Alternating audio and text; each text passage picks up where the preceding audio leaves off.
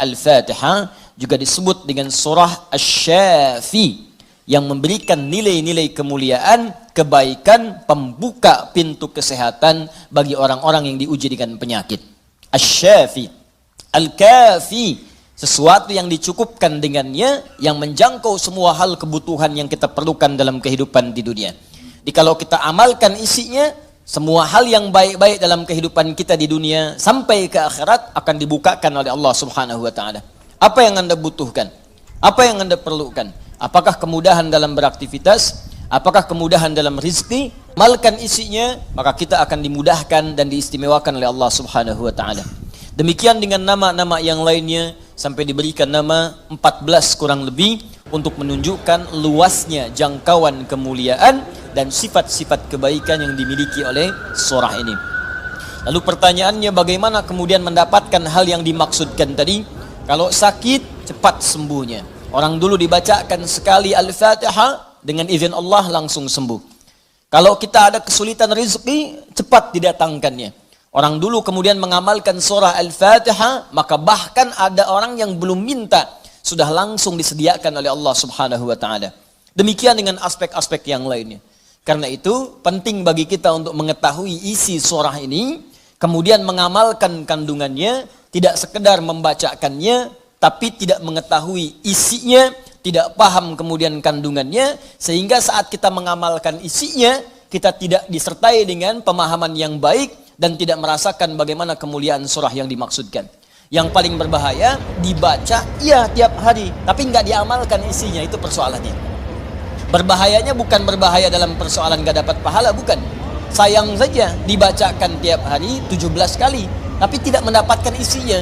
Kayak orang bekerja tapi nggak dapat gaji. Kerja tiap hari tapi akhir bulan nggak gajian gitu.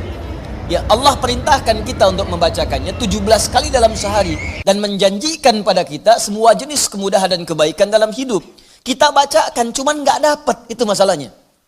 Nah, persoalannya kenapa orang tidak mendapatinya? Boleh jadi bukan karena tidak membacanya, tapi cara membacanya itulah yang tidak sesuai dengan yang diinginkan oleh Al-Quran dan isi surah itu sendiri. Karena itu coba kita gali bagaimana kemudian surah ini diurutkan ayat-ayatnya dan dijelaskan oleh Allah dengan untaian firman-Nya yang sangat luar biasa. Baik, di pertemuan yang lalu kita telah mulai dengan ayat yang pertama. Begini cara memahaminya. Al-Fatihah. Kalau kita ingin memulai bacaan Al-Quran, maka mulai dengan surah ini. Itu yang khusus. Al-Fatihah. Jika kita ingin mendapatkan semua jenis kebaikan dalam hidup dunia akhirat, maka mulai pahami ayat-ayat berikut ini. Cara memahaminya, 1.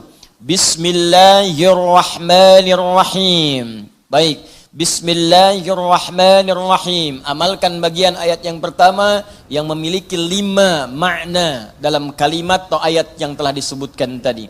Huruf ba, kedua ismun, ketiga Allah, keempat ar-Rahman, kelima ar-Rahim.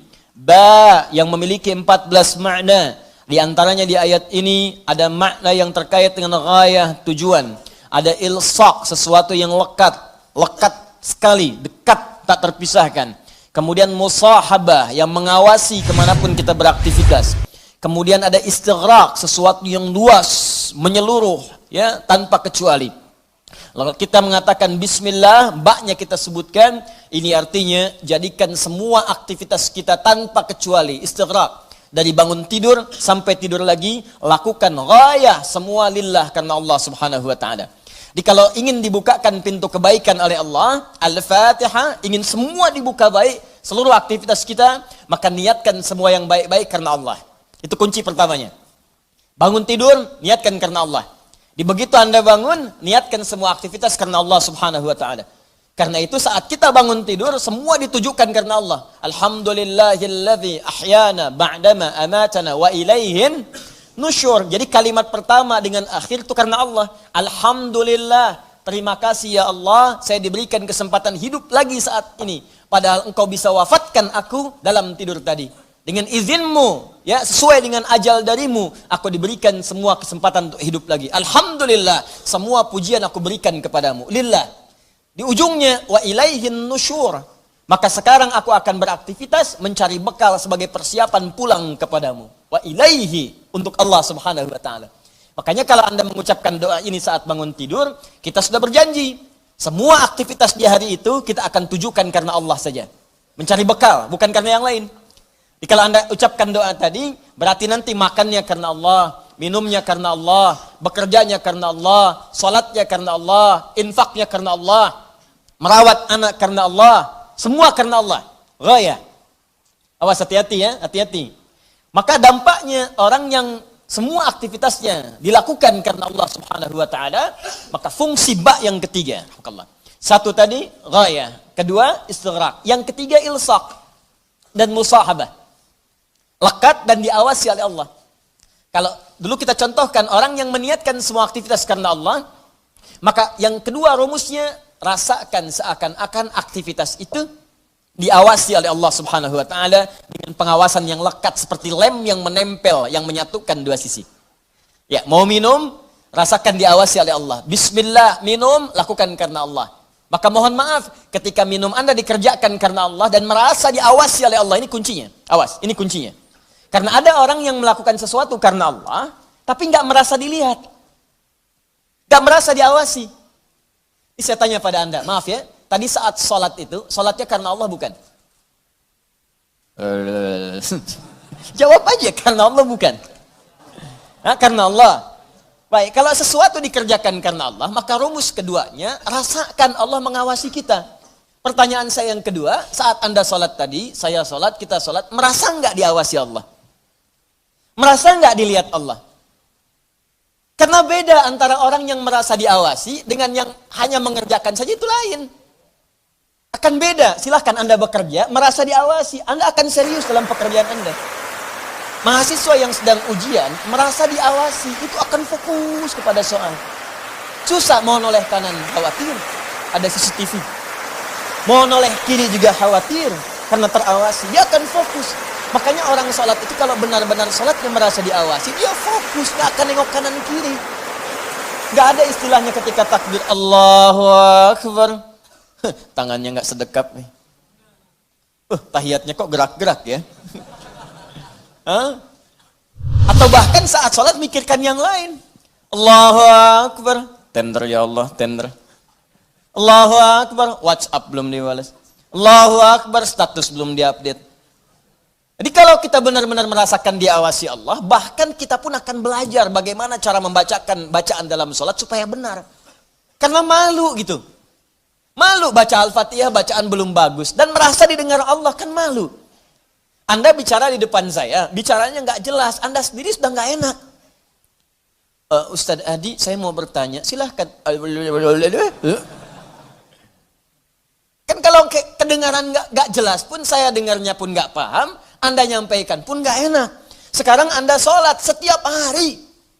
5 waktu menghadap Allah, belum tambahan sholat sunnah. Dan Anda sadar bacaan Anda belum bagus.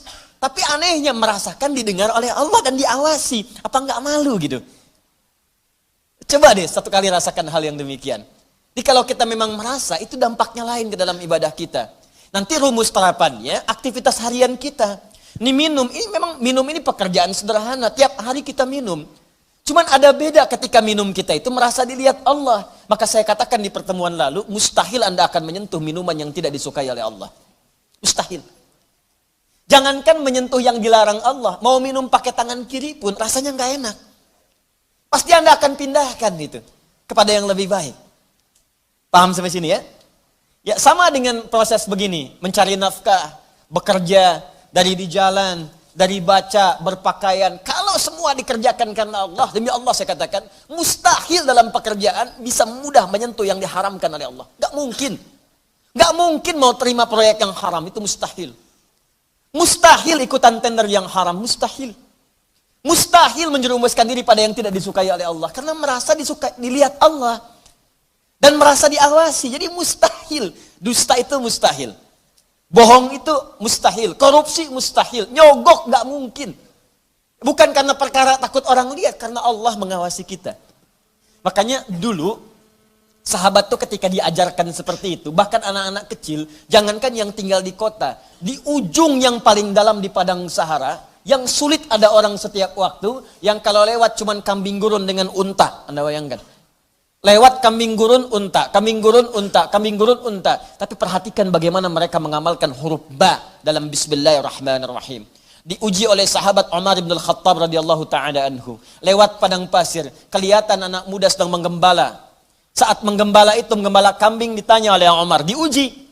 Kata Umar, saya mau beli sebagian dari kambingmu itu. Kata orang ini bukan punya saya, punya tuan saya. Punya tuan saya. Kata Umar, tuanmu kan gak ada di sini. Ini padang pasir yang luas. Orang yang gak ada, beli aja, bilang dimakan serigala. Apa kata penggembala ini? Lalu di mana Allah? Idzan fa'ain Allah. Bayangkan penggembala saja di padang pasir yang orang yang gak ada, yang gampang saja bilang ini dimakan serigala, dapat keuntungan banyak gitu. Ya, luar biasa. Yang dia katakan pertama kali bukan sekedar menolak, gak mau takut ketahuan sama tuan, takut ketahuan sama pemiliknya, takutnya tidak. Pertama kali jawaban yang keluar, idzan aina Allah. Lalu Allah di mana? Allah di mana? Demi Allah saya katakan hakul yakin kalau setiap muslim merasakan dalam dirinya bahwa dia diawasi oleh Allah Subhanahu wa taala, maka lurus, damai, tenang, tentram dan baik semua urusan kehidupan. Gak ada penipuan dalam perdagangan, gak ada penipuan dalam hal-hal interaksi kehidupan, tidak ada kecurangan, tidak ada keburukan, semua baik karena merasa dilihat oleh Allah Subhanahu wa taala. Itu baru huruf ba. Baru ba. Coba tiap hari kita baca itu. Satu huruf ini aja. Mohon maaf ya, selama hidup kita udah diamalin belum? Satu huruf ini aja. Ayo suami sama istri. Berapa kali berkata hal-hal yang tidak tepat? Istri terhadap suami. Berapa kali menerangkan sesuatu yang tidak tepat? Anak pada orang tua kepada anak. Walaupun hal-hal yang ringan. Bapak mau permen. Nanti papa beliin satu truk. Kapan truknya datang? Ini huruf ba saja satu gitu.